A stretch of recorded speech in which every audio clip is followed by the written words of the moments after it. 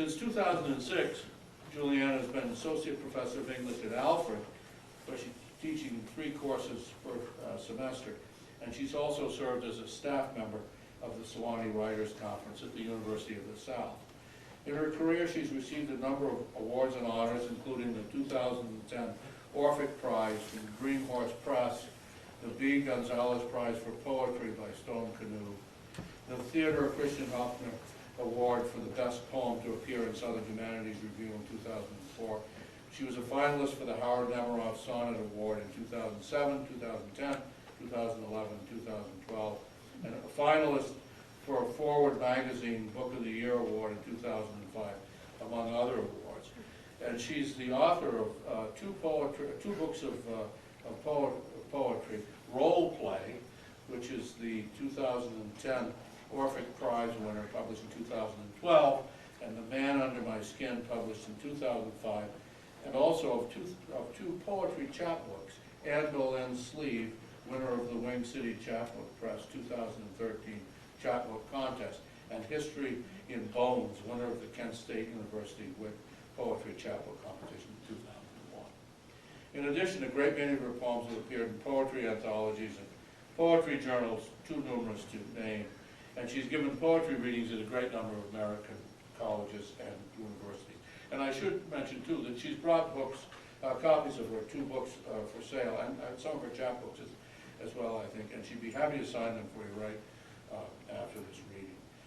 We're really fortunate to have her with us this evening. She gave a wonderful workshop this afternoon.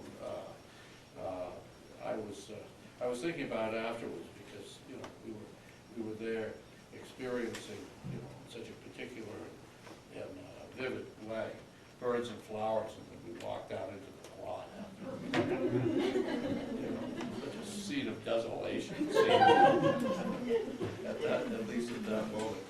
But that was a really good workshop. And we're looking forward to the reading tonight, so would you join me in welcoming Juliana Gray.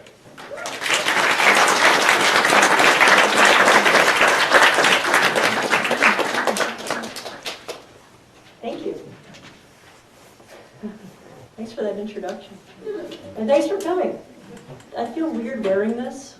I made a joke about feeling like mid-90s Britney Spears with this on. If you go to my website that Bruce mentioned, you will indeed see a picture of me awkwardly holding an obese tabby.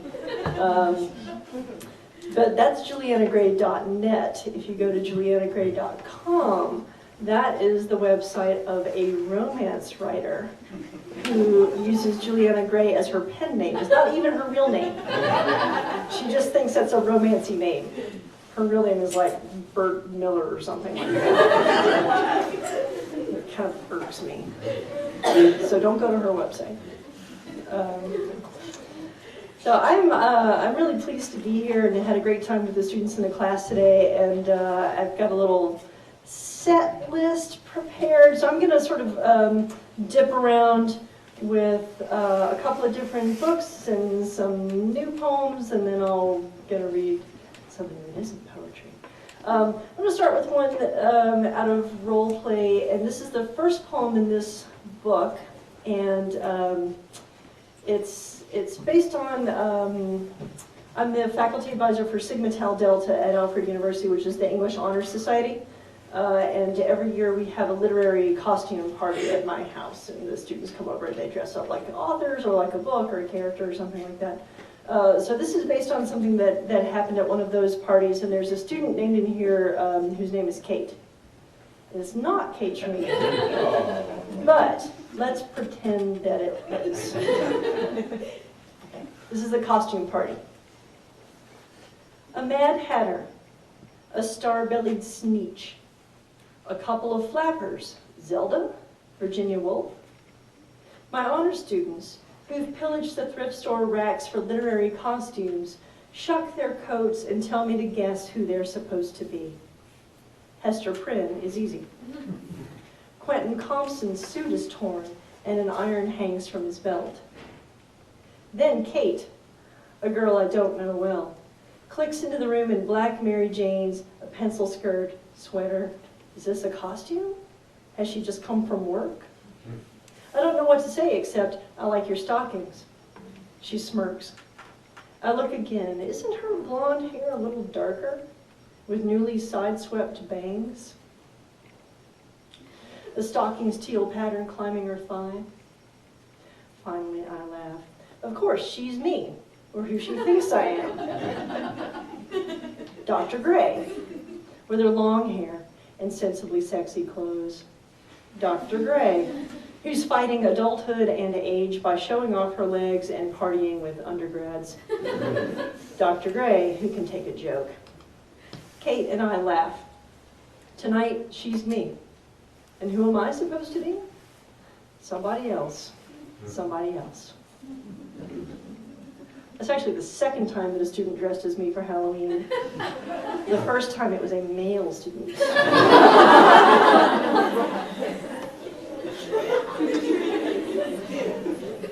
Yeah. Okay. I like to do, as Bruce was saying, I like to do a lot of persona poems. I like to get in the voices of characters and see what they have to say. And some of them are characters that I invent, and some of them are from pop culture, literature, what have you. So I'll read a few of those. And one of those is the one that Bruce mentioned, called Nancy Drew 45 posts on Match.com. And this is how quickly the technology gets dated. People are like, Match? No. I can't do a Tinder poem. There's no words, right? It's just swiping. So let's pretend that this thing called Match.com still gets used, and that people actually write something about themselves where they describe like who they are and what they're looking for in a partner. That's kind of the conceit of this poem. So this is Nancy Drew 45 post on Match.com. Former girl detective seeks new mystery, looking for fun and possible LTR. That's a long-term relationship. About myself. I'm single, twice divorced. Long story short, the high school sweetheart came out of the closet. The father surrogate only wanted to bounce me on his knee. I'm still self-employed, slim and Titian-haired. When I was young, I ran a little wild, chasing after thrills and wicked men, mad to drag the shadows into light. Now I'm home, back in River Heights. I'm tired of danger, of bombs and hot pursuits, of being locked in closets, left for dead, but I miss the rush, holding my breath in the dark, listening for footsteps, feeling my heartbeat race. Maybe, I hope, that's where you come in. You, intrepid, fit, attractive, yes, looks do matter, bright, but not a brain, content to let the woman lead the way. If life is like a dark and winding stair, you follow as your lover carries the flashlight. Turn-ons, lightning, crosswords, antique clocks, secluded inns, pineapple daiquiris, pedicures, estate sales, role play, masks. Turn-offs, liars, secrets, drugs, disease, men with ponytails, the B word, guns. Reply with recent pic, kids okay. My heart's a broken locket. Do you hold the other half? Let's investigate.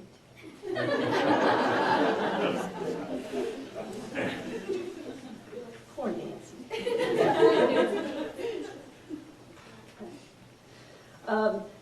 The course that Kate took for me at Alfred University was an honor seminar in the end of the world, which turns out to be a really popular class. I'm teaching it again this semester.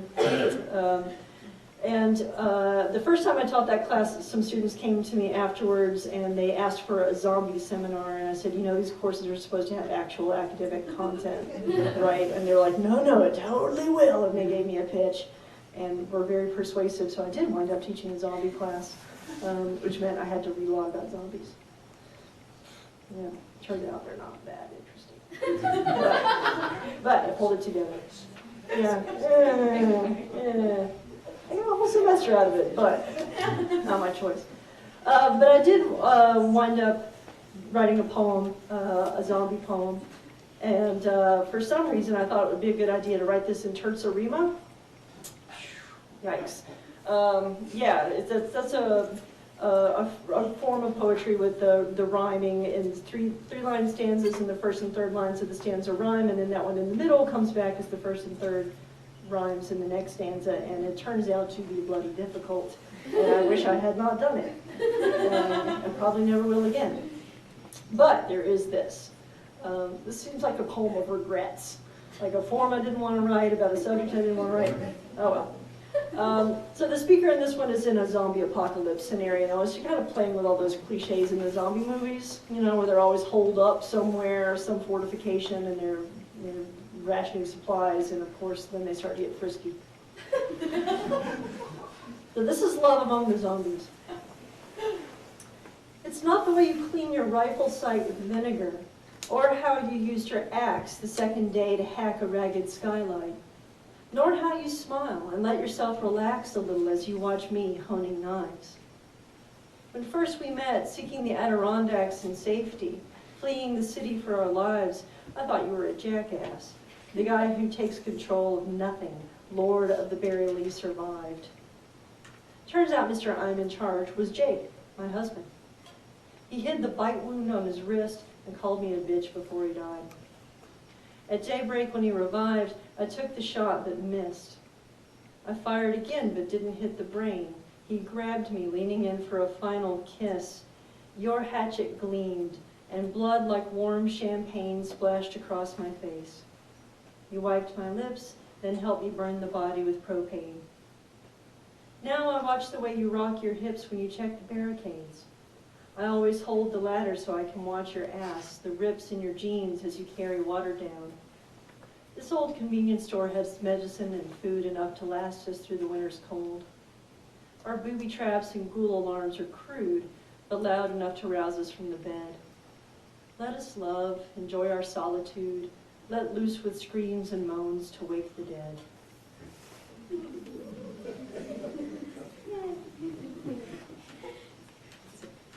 Okay, I'm going to step away from this book and get a little more serious. I got, one of the things I really like is research.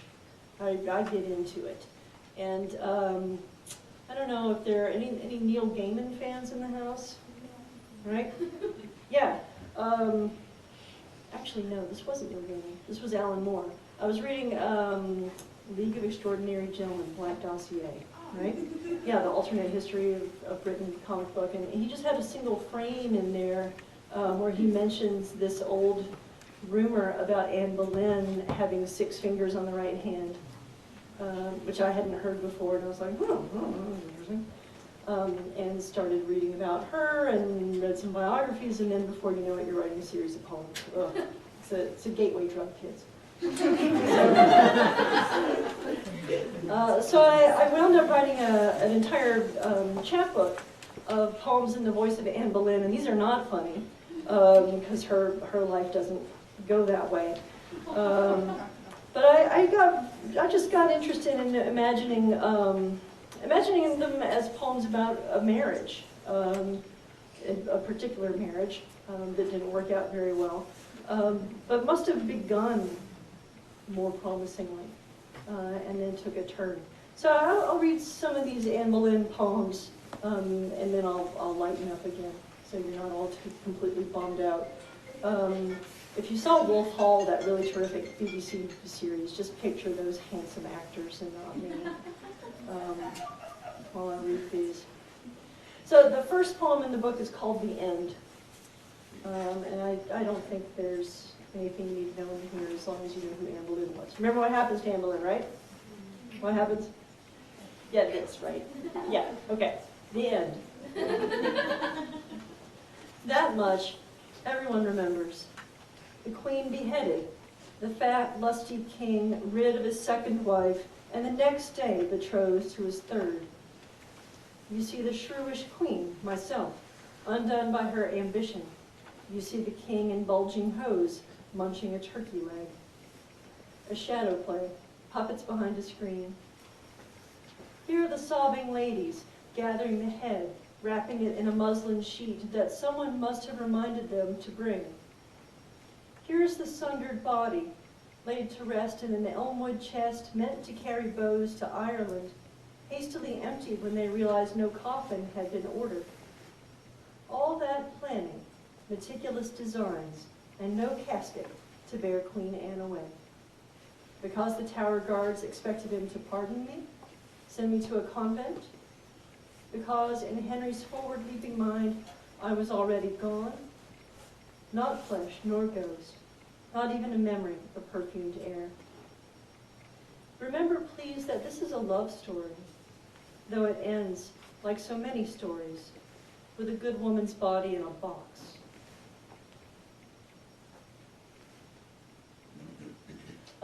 This one's beginning, and Catherine, who's mentioned in here, is Catherine of Aragon. That's That's Henry's first wife, that Anne is trying to get rid of so that she can marry Henry.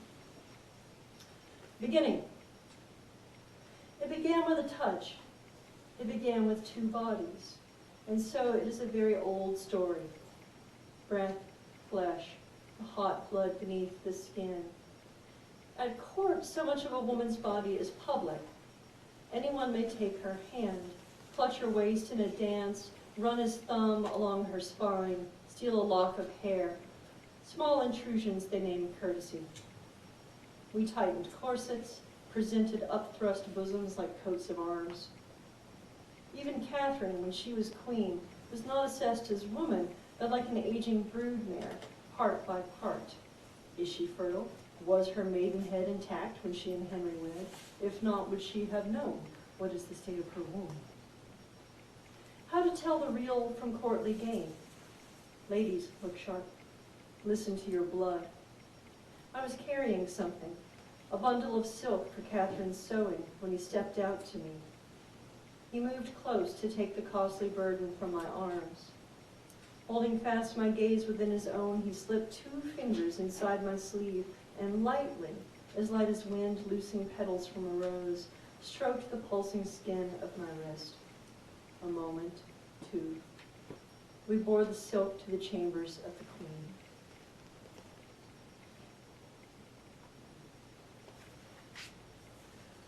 This one's called Her Sleeves, and this one comes back to that rumor about the fingers that got me interested in her in the first place.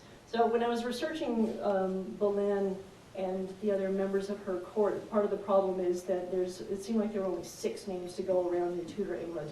Everybody's named Catherine or Mary or Henry or Thomas, and it gets confusing. So the Catherine that's mentioned is still Catherine of Aragon, still the queen. But the Mary who gets mentioned here is not Catherine's daughter, Princess Mary, but Anne Boleyn's sister, Mary, who had had an affair with Henry VIII before Anne did. If you saw the movie The Other Boleyn Girl, that not very good movie, that really pretty bad movie. Yeah, that's not a documentary. But I think that's all I need to explain now. Okay, so this is Her Sleeves. I like a gown with closely fitted sleeves that softly open like a lily's bloom above the wrist and overlap the hand so that the fingers may be tucked inside. I wore long sleeves in Austria and France, then in the English court. I sewed them myself, the stitches small and fine as baby's lashes, or Mary did. Later, Mary taught my ladies in waiting. Linen, cambric, silk, velvet, cloth of silver, cloth of gold. I can trace my rise in fabric's cost. In Catherine's court, certain sharp-eyed ladies copied my sleeves, which soon became the fashion. Others whispered that I hid my hands inside a damask sleeve or threadwork cuff, concealing a deformity, a 6th finger, proof of witchcraft. Jealous gossips said that Catherine tried to trick me, luring me to games of cards so that the king must see my hands. When I was crowned, my black hair flowed down my dove-white dress, and my hands peeked from my long embroidered satin sleeves to cradle the royal child within my womb. A queen is not required to explain herself. I often played at cards and won. She probably had like a little nubbin. There was something. There was like an extra little fingernail or something like that, but not a whole finger. Come on, calm down. I'll just read a couple more of these. Wolsey is Cardinal Wolsey, who is sort of interfering, or at least from Anne's point of view, interfering with her relationship with Henry. Some politics there. This is her cravings. When Wolsey wanted needling, I sighed and said how pleasant it would be to have at Lent some fresh carp or trout from the Cardinal's famous ponds at York Place. A fortnight later, I dined on fishes stuffed with parsley. Later, when Wolsey was fallen and dead and I was married to the king, I cupped my belly and bragged to the court that I had a terrible craving for apples. In Whitehall Palace, that once was York Place, I sat in Henry's lap and begged for cherries, grapes, roasted boar to help our quickening sons grow strong. I was a hungry woman then. The world knew my appetites. And the last one of these, I'm going to stop before things get really bad. But this is her daughter, and of course you know who her daughter is, right? Hmm? Yeah? Who? Yeah, right. So it turned out good after all. But they were so sure that she was going to have a son. Henry was convinced. So what's described in the poem this actually occurred. So this is her daughter. My red-haired child, my rosy disappointment. From birth she was an error in the script. We were young, I said, strong as lions. We'd fill the nursery with blue-eyed brothers. Henry frowned and would not hold her. The jousts were canceled. The royal birth announcement letters, already written, had to be revised. 2 curving lines, like inky tears, squeezed into the emptiness that followed Prince. They actually had to go in there. And then they canceled all the parties because girls. But, yeah, so the rest of it gets a little more dark and violent. I won't read it tonight. But you get the idea. She just caught my interest. Well, it was interesting to go into that life for a while. I hope I didn't screw up the voice too badly. Okay. All right, I'm going to go back to some other poems. I think I'm going to do some more recent deep poems. Let's see. Yeah. Okay. Here's a sonnet, since Bruce mentioned sonnets. I really admire the Shakespeare play Hamlet. I'm the only one, probably, right? Just me that thinks Hamlet was a good play, right? Oh, okay, one or two other people. Yes. Yeah, I was telling Josie at dinner, you're going to be jealous. I went to London last fall and saw Benedict Cumberbatch in Hamlet twice from the 3rd row. It was really sort of disconcerting at first. It was hard to believe that there was a real person and that there wasn't a screen somehow in the way. But as much as I like the play Hamlet and of course Cumberbatch as Hamlet, Hamlet himself, you know, kind of not boyfriend material. And would be just a miserable king, don't you think? Like just the worst. And Kieran Hines played Claudius in the Cumberbatch play, and I really liked his performance too. So the more I watched it, the more I was like, Claudius is a fabulous king. He's decisive. He's a strong leader. He knows what he wants. You know, what's wrong with this guy? So this is a sonnet called "My Crush on Hamlet," about that certain type of boy, I suppose. My crush on Hamlet. There might be a little irony in here. Let's see if you can hear it.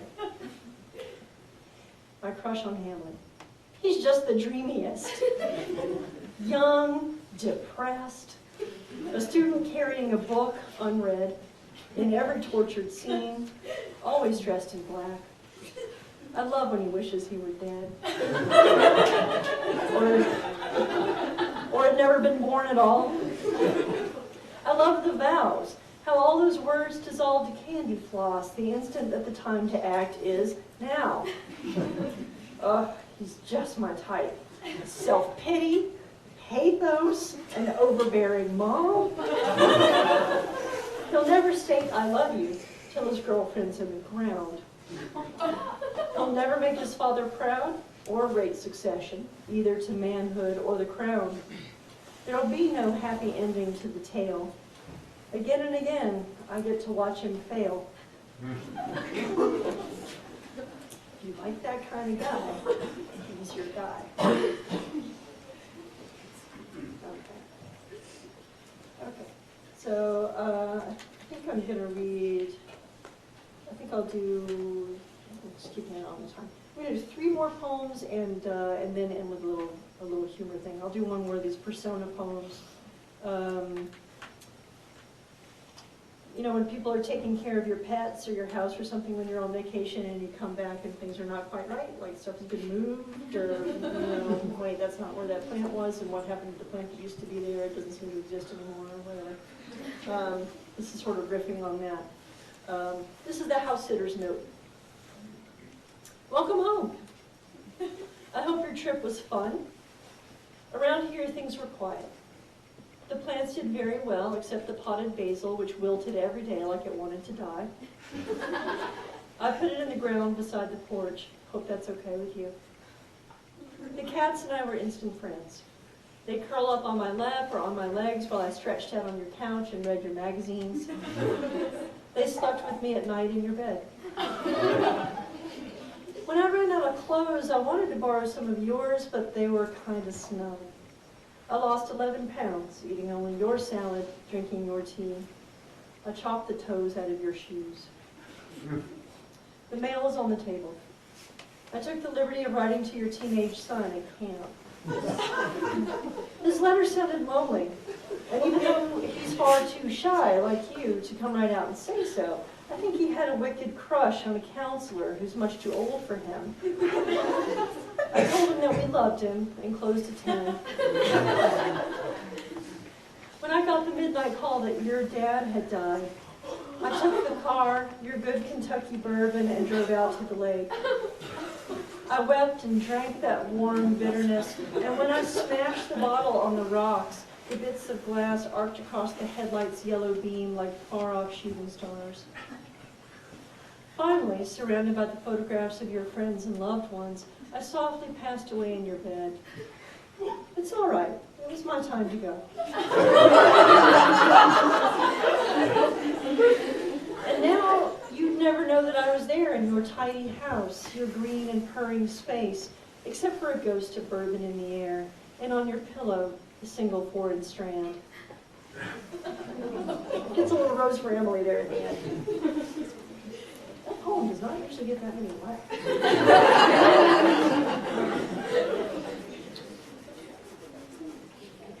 Okay. All right. I'm going to do 2 more poems and then this little prose thing. This is a semi-love poem. Letter written on a maple wing. At last I've mastered patience.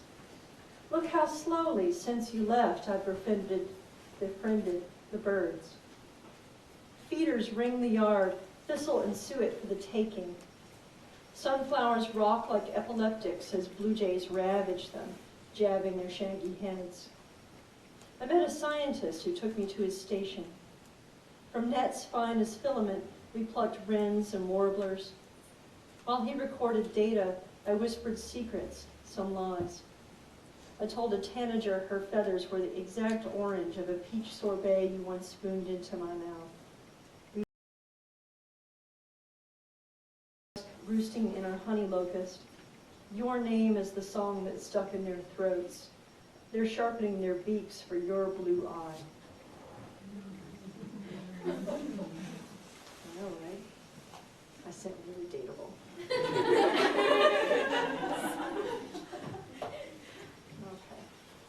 Okay. And this poem is called My Father's Gun. And there's an allusion to a Flannery O'Connor story in here, and if you don't know it, you're not missing a whole lot. And I'm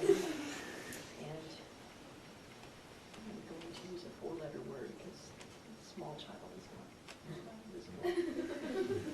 Okay. All right. My Father's Gun.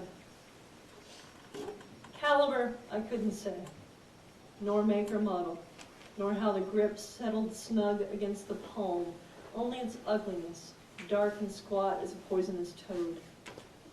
Even Dad didn't want it. Holding it, he wore a look of faint disgust, as if he wished he were wearing gloves, the face of a man collecting his dog's steaming shit. A gift, a thing unwanted, yet set aside just in case. He tucked it underneath his seat on long car trips. Just in case? Of what, a misfit?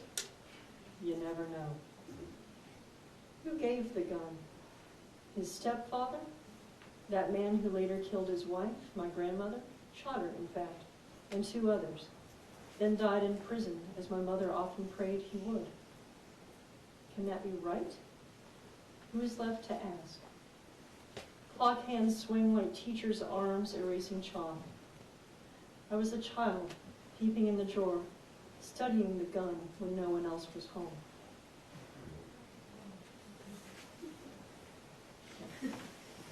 Okay. And I'm gonna end here with a little prose thing. I guess this is some kind of spin-off from the dramatic monologues or the persona poems, writing in the voices of these characters.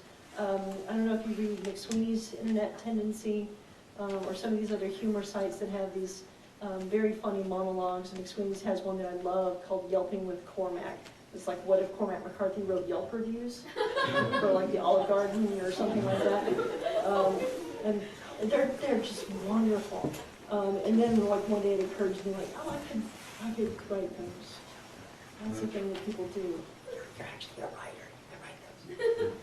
So I started doing some of these humor pieces, and I've had some of those published. And this one ran on McSweeney's not quite a year ago, I guess. Every time there's a superhero movie out in the theaters, which seems to be like every weekend, they promote it again. So it was running this week because of the Deadpool movie, I guess, that's coming out. But I really had Scarlett Johansson in mind when I wrote this one. So imagine that I am Scarlett Johansson. I understand this is going to take some effort. Do your best. And actually there's, if you go to my website, and not the Romance Author's website, you can find a link to an audio recording of the actress Anna Faris reading this piece, and she does a much better job than I do, because professional actresses actually are good at stuff. I'll do the best I can, and thanks in advance for coming to the reading and sitting through this tonight. So this is called, As the Token Female Member of This Action Adventure Team, My Job is to Kick. Scarlett Johansson. I wear black leather pants. I wear spike-heeled boots. When I kick, I pivot like a goth ballerina and drive a heel into a villain's face. But I'm also smart. Probably some kind of scientist. Psychology, genetics. My lab coat sweeps like a silk chemise across my thighs. Mostly I kick. I can throw a knife with pinpoint accuracy. I am a wizard at zip lines. I probably know how to drive a car, but my male team members always take the wheel while I follow on a motorcycle, leaning low over the bars, my eyes focused, my rear taut and hovering just above the seat. I do not wear a helmet, and my hair streams behind me. I can pound shots of whiskey like a stevedore. I never eat. Really, my hair is impractically long for all my action work, but somehow it never blows in my face. Strands of it never get stuck in my mouth. I'm just not an awkward, messy-haired, wobbly in heels, I'd rather put on my yoga pants and watch Netflix kind of woman. I do not have a sense of humor, except for an extensive repertoire of one-liners about penis size. My male team members may have been skeptical of me at first, but I've earned their respect. I most likely achieved this by fighting one of them. This fight ended with me pinning the man to the floor, straddling him, panting through my half-parted lips. And now, total respect. Scissor kick, scorpion kick, whip kick, butterfly twist kick, spinning hook kick, crescent kick. My axe kick is like a beheading sword. My tornado kick is the wrath of an angry god.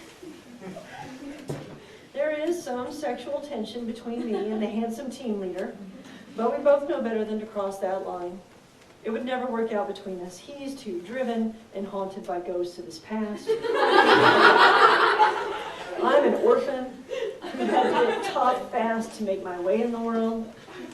Sometimes I catch him admiring the way my leather pants and top, is that a jacket? Bustier? Hug my curves, but we keep it professional. Maybe I'm a physicist.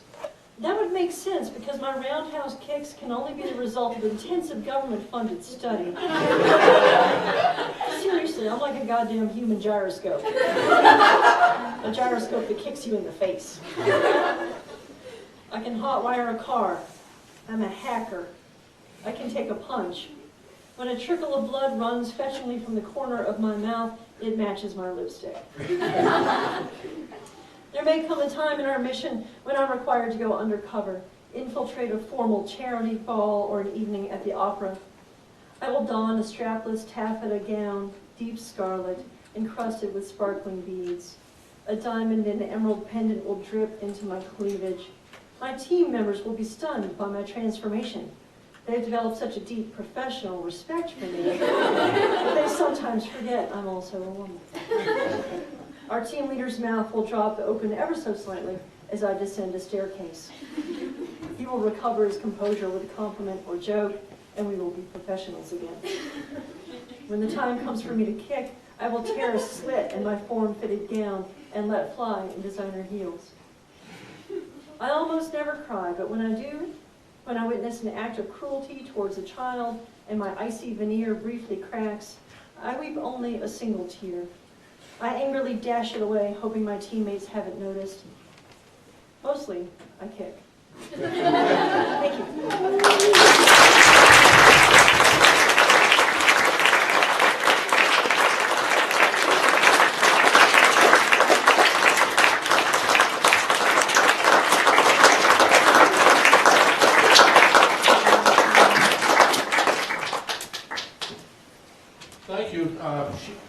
Juliana has books if you're interested.